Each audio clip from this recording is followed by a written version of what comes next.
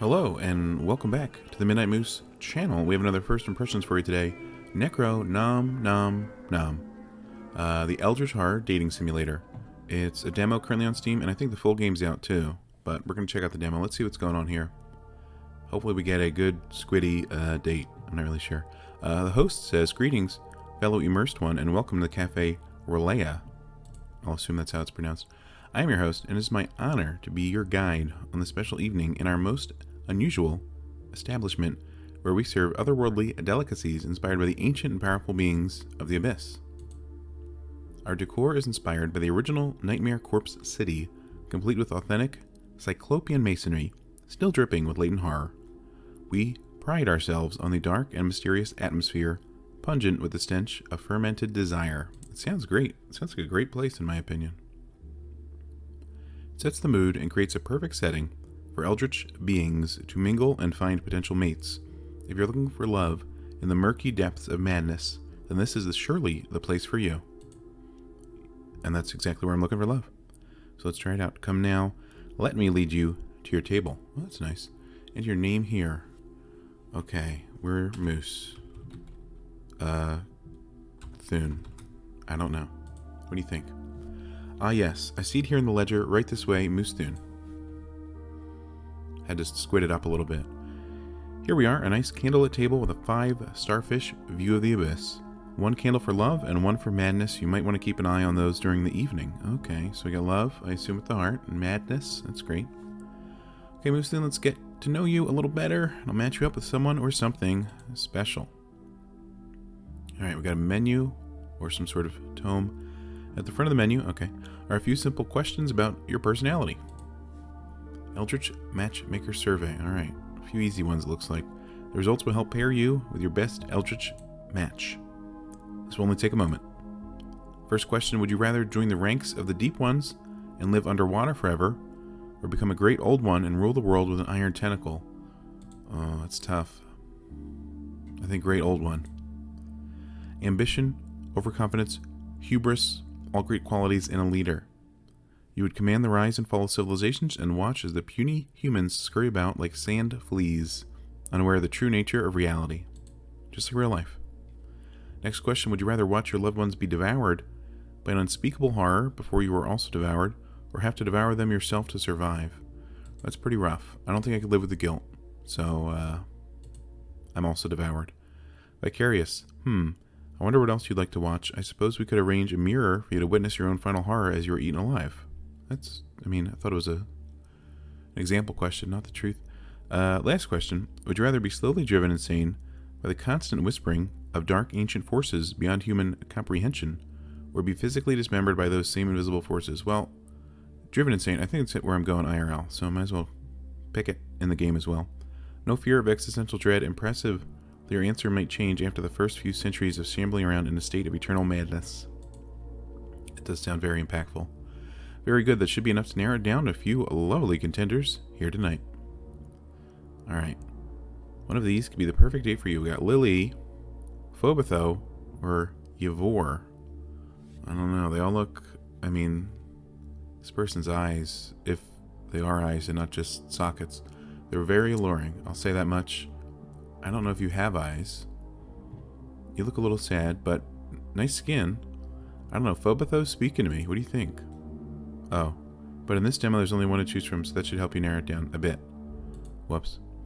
Lily is a deep one from the Abyss who's looking for a meaningful romance. Luck is on your side tonight. You don't often find such beauty with a personality to match. Yeah. I choose Lily, because I have to. Looks like she's from the Black Lagoon here. Maybe. Nice to meet you. My name is Lily Thule Golthul Yol Yig Gagath, but you can call me Lily. I usually go on blind faith dates, Moose Thune. Thank you for meeting me here on such short notice. Pleasure's all mine. I wouldn't miss it for the cosmos. I'd be crazy not to. Cosmos sounds like a good way to phrase that. Oh, that's so sweet. From the abyss, where reality twists and the unknown reigns, one must embrace the darkness and find solace in the embrace of those who share the same madness. So,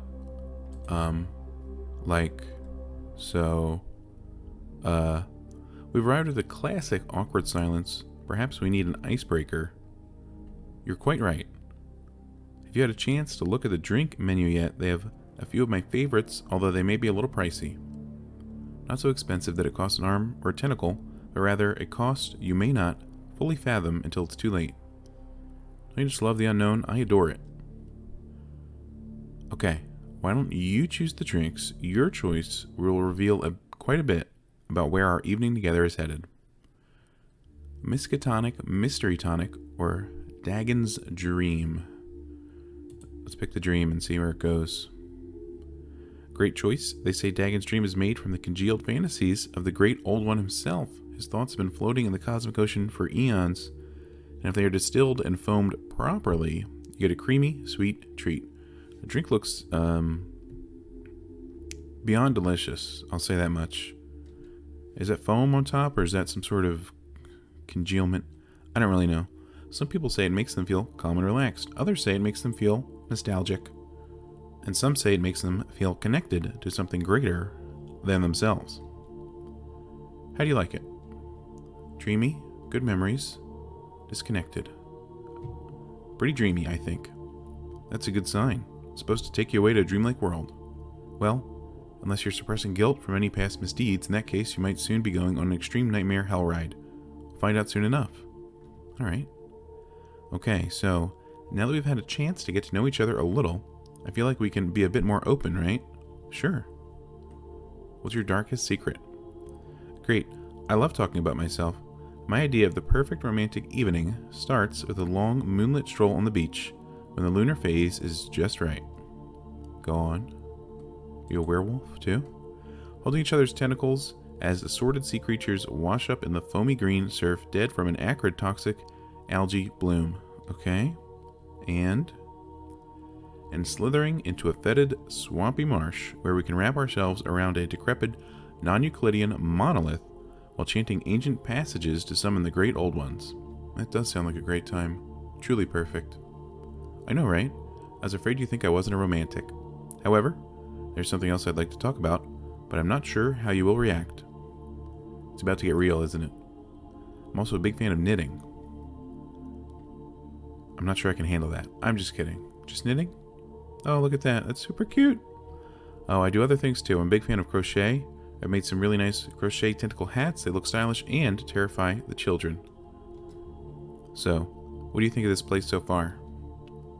The decor is certainly impressive. Table seems a little slimy. I mean, both could be true, right? Hold on, let's check our meters. We got about a little bit of, about even, I'd say. Maybe a little more love. It's pretty impressive. Maybe that grows our love meter. I don't know. I know, right? I love the way the symbols carved in the living monoliths pulse and glow. They get scraped daily to keep the wounds fresh, so the bioluminescent blood of the stones keeps responding in a state of trauma. Wow, that's cool. It's so elegant and classy. Sure. This place always makes me feel so relaxed, especially if I've had a few rough centuries. Something about the nearby shipwrecks and the eternal gurgling screams of the drowned. It just puts my mind at ease. But I suppose I've always been charmed by the ocean and the frigid terror of its mysteries. There's quite a bit of lore about it in the ancient texts, lots of detail about some particularly unusual creatures down here. They all seem normal to me. I did notice a strange creature just recently. I'm surrounded by them. There's so many different ones, some that defy description and others that should not be spoken of. But I must say the most interesting creature I've ever encountered so far is you, Moosethune. Blush. There's the awkward silence again. Now might be a good time to stuff our faces. Alright, let's see what we can get here. Why don't you choose an appetizer? Love Me Tendril or Spicy Shoggoth's Tongue? How about Love Me Tendril? That sounds pretty good. And it looks, it certainly looks. Love Me Tendril is a small, pinkish, white, worm-like creature that's served, half-cooked, and wriggling on a small plate. Still alive and trying to escape, it's a bit of an enigma, writhing and undulating in a way that is both alluring and unsettling. The slimy mucus coating drips and pools on the plate, and it smells faintly of dead roses, decaying in a fetid puddle. You should prepare for the powerful emotions this kind of intoxicating aroma can evoke. The euphoria can be intense, bringing a rush of passion and desire, an almost fanatical love connection with everything around you. For most, it's a powerful aphrodisiac, but for a small population, it has no effect. So, does it seem to be affecting you? Do I have to eat it? Feeling kind of strange. It's both fascinating and terrifying. Let's go with that one. That's the beauty of it. It's a connection to primal forces and energies that few people can ever experience. If you make it through the preliminary nightmare visions, you should be able to bask in a warm afterglow of nausea and dread. Wow, that sounds great. Talking about those first waves of fear and anxiety is making me feel nostalgic. Good times. It's so nice to hang out with you in these dark and murky depths. I always like a snack to prepare me for the feast to come. And I'm so glad you're here with me. I should let you know I'm hungry to delve deep, and my appetite is growing. For dinner or something else? Are you going to eat me or something? Should I be afraid of your appetites? Let's see if they're interested in something else. Oh, no, silly Moose Thune. I'm just thinking about the main course, the whole reason for why we're here. And it's wonderful to share this encounter with you. You're a real treat. I'm flattered. Such a cutie. I could just gobble you up. Okay, now I think you're going to eat me. Maybe we should focus on the menu. Quite so. In fact, you're right on point. Have you ever thought about the menu in a deeper sense? What are you talking about? Like the menu as metaphor for life? That's some food for thought. Perhaps you can enlighten me. Well, you see, I was thinking, it's like a map of our journey through life. The menu is a reflection of the world around us. First, we start with a drink. To loosen up and get ready for the adventure, it's like taking your first breath when you enter the world. If I recall, it was more of a scream. Okay, you weren't kidding about going deep. Feeling this vibe go on. You weren't kidding. Then we have the appetizers. So I got totally ignored. Which are the things we do to prepare for the main course. And of course, the main course is the whole purpose of our life. As we've been searching for meaning, we've been preparing for what we want our life to be. All our hopes and aspirations, our dreams and our desires, our fears and anxieties, all the shock and horror we've longed for, and the living terror we hoped it could someday be. It's the main event. And finally, there's dessert, which is what we do to celebrate the end of our main course. Most people think if we've had enough torment and suffering, we'll get a good dessert. I've never thought of it that way. It's a comforting thought. Mind blown. Mind blown, honestly. Oh, there's more. Oh, great. But first, let's order the main course. Hopefully we can satisfy our hunger in whatever form we feel the pangs. I wonder what specials they have tonight. The chef lost his mind a long time ago, so the choices are always a surprise, but they're always tasty. Alright, here we go. Unfathomable burger or Kraken stew. Let's see here. I could always go for a good unfathomable burger. I guess it's like the unbelievable burger, or whatever it's called these days. This thing looks quite, not good to eat. Looks fresh. You sure about that? The unfathomable burger confounds the adventurous palate with the exhilaration and uncertainty of falling in love for the first time. It's made from the primordial jelly that sloughs off a shoggoth when it transmutes itself into another form. You know, I was just thinking the same thing. The congealed discharge is mashed together to form a patty which continuously attempts to reform tendrils. They lash out from between two buns covered with caked-up slime, scraped from ancient cyclopean monoliths. Oh, so the slime's on purpose, then? Each bite is a new, uncharted flavor journey, evoking a random feeling from joyful delight to sudden, paralyzing horror. Much like an acid-resistant larva in your stomach, metamorphizing into a beautiful eldritch butterfly. Go on, take a bite. What do you think? Just want to point out we're doing pretty well in the love meter, and the insanity's pretty low still, so I think we're doing the right thing. Can't believe it's not a real burger. The tendrils are dancing with my tongue. I feel like I'm going to throw up. They're dancing with my tongue, honestly. And that's not a positive sentence. The tango of the tentacles is really a dance of the mind. The tangy, briny sensation is the only primitive way you can sense it at the moment, but it's reminiscent of the essence of life beyond the veil of your mortal existence. Of course it is. Now, what were we talking about? I have no idea.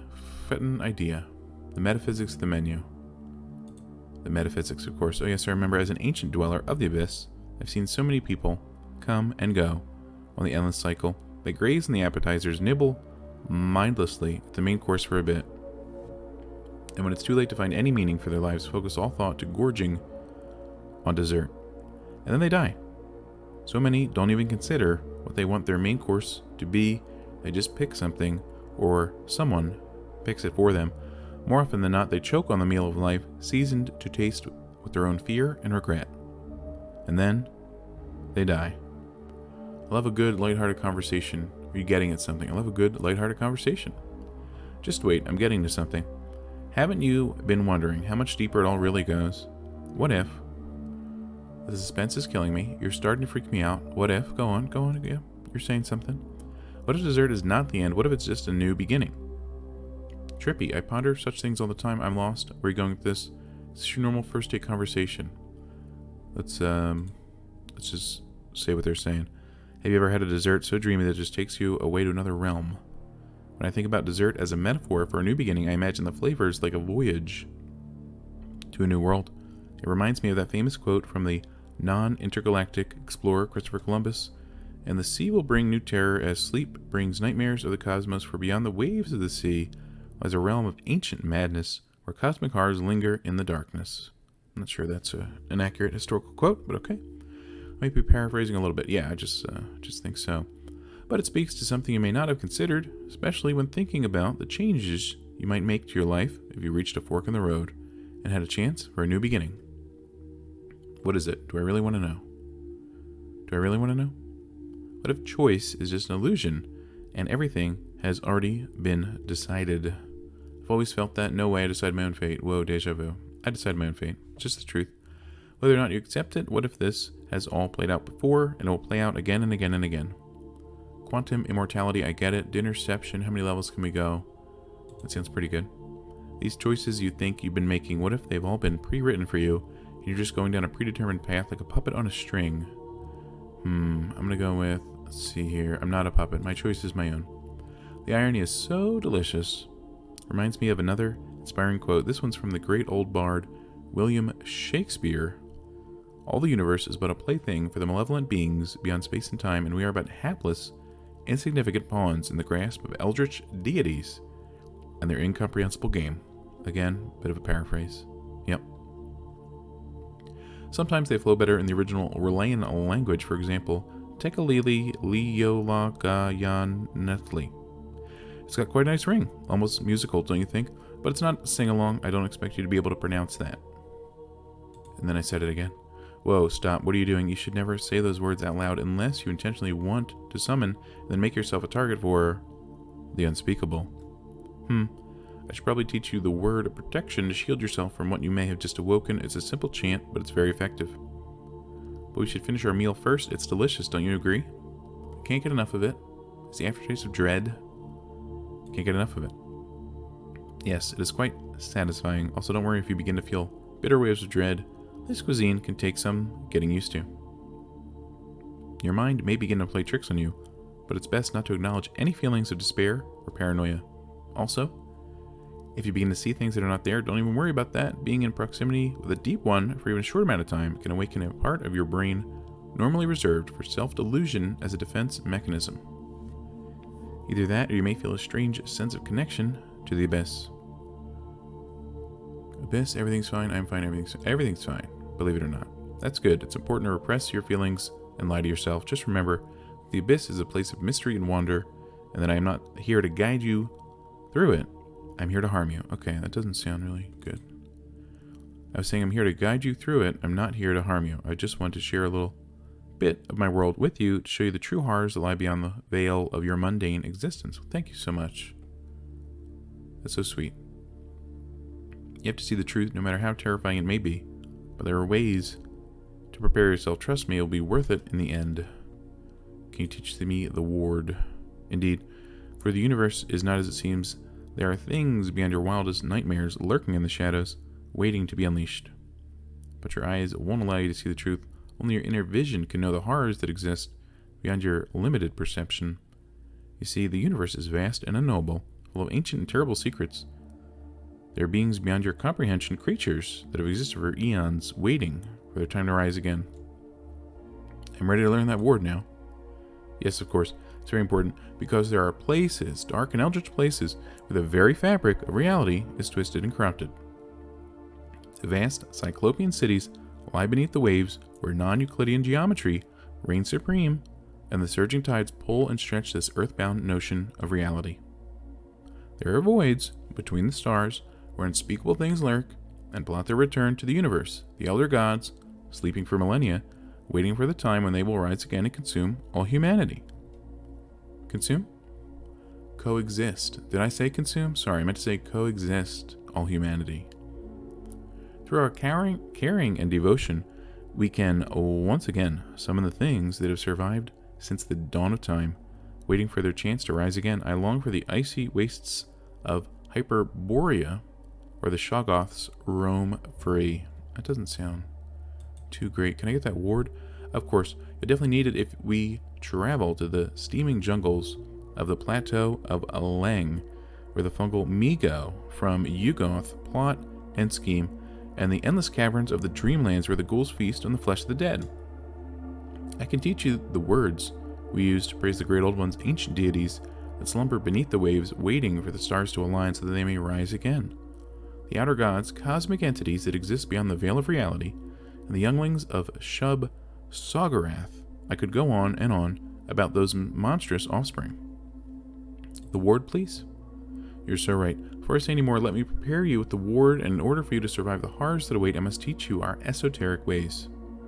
I'll now reveal the most important thing for you to know in order to survive your transition into the next dimension of existence. You have to remember this, or else your soul will surely be cast away into the endless void, forever falling and lost in the abyss of unknowable horror. Are you ready? As I'll ever be. Above all else, you must remember... Oh look, the dessert menu is ready now. I'm eager to see what's on it. It's the most delicious and maybe even the most important part of the meal. Its flavors tease the suspense of what's to come. Will it be a sweet, sugary treat or something bitter lurking in the core that foreshadows a sour ending to our encounter? Wait, what was I saying before? I lost track of my thought. You're about to tell me about the... oh well. Probably it wasn't important anyway. Let's see what they have for dessert. Delicious. Which flavor shall we savor? Non-Euclidean coffee cake or the all-seeing pie? Oh, those are two good choices here. The all-seeing pie, I would choose. Let's see. Oh, that's definitely all-seeing. I mean, look at the eyeballs there. Whoa, bold choice. With its dozens of eyes, the all-seeing pie can look into your soul, laying bare everything from your past that you tried to hide in your Jungian shadow. With each bite, the taste of this humble pie becomes more intense as you are forced to see yourself like a mirror from its eyes, where there is no escape from your own unrelenting self-judgment. Okay, that may have upped our insanity. Some people can't handle owning their past and will slowly lose their grip on reality until they are completely consumed by guilt. Others will find the experience liberating as they are able to finally come to terms with their past and move on. What sort of effect is it having on you? Feel anything losing my grip? I think I'd like another slice. You're a brave soul, aren't you? I can see that your grip on reality is already crumbling, yet there you are, ready to take a high dive and plunge into the murkiest depths of the Leviathan hole from which few ever climb back out. I admire that. Well, that was delicious. I'm almost bursting at the gills, but I still have room for one final morsel. Why are you looking at me like that? Because I'm hungry for more than just food. If you had a choice between giving me your heart or giving me your soul, which would you choose? I don't know. This has been a very positive dating experience, so you may have my heart, I suppose. I'm afraid I'm not interested in your heart. I want your soul. Someone help. Psych. Bahaha. If only you could see your face right now. Simply adorable. I really could just eat you up. But really, I was just messing with you. It didn't matter what you chose. I was always going to say I wanted the opposite, just to see a reaction. You've been such a good sport, and I think you deserve a reward for your torment. Perhaps eternal life? Yes, that sounds like a good reward for a good sport. You just have to go through one more little thing, but don't worry, you'll be fine now that I taught you the ward of protection. That actually didn't, you never actually... Anyway, we come to the end of the date. I hope you enjoyed your last meal. Looks like it's time to pay the bill. But the night is still young, and there's more than one way to settle the account. There's a place I know where we can take care of the remaining business. In fact, there may already be a few others there who would like to meet you. Hold my tentacle and let us dive together to the depths of the ocean into the heart of Relaya, where you will be welcomed and embraced by my people. Okay, they seem nice. Or those statues? I don't really know. Oh, cult is welcome. Lily, where's Lily? Oh, Lily, not to worry. We want to invite you to join in our rituals and celebrations and become one of us. Let me wake from this surreal nightmare. I'm overwhelmed with emotion. It's dream come true.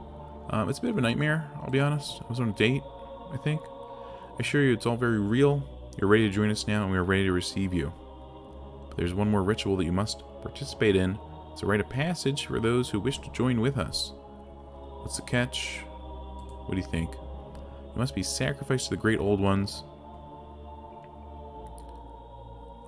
Somehow I always knew, and also that wasn't part of the deal. Can I pick a combo? It wasn't part of the deal. Didn't you use the protection word Lily taught you? No, I didn't. I was never taught it, sadly. Nevertheless, your fear and resistance will serve nicely to intensify the inescapable horror that will now consume you. The stench of your anguish will act as a palpable nutrient for the ceremony. Well done. Now, we raise our sacrificial knives to the churning madness of the cosmic ocean and call upon the great old ones to accept your soul. If you have any strength left in your final moments, you may chant along with us. I have no strength. I can't do it.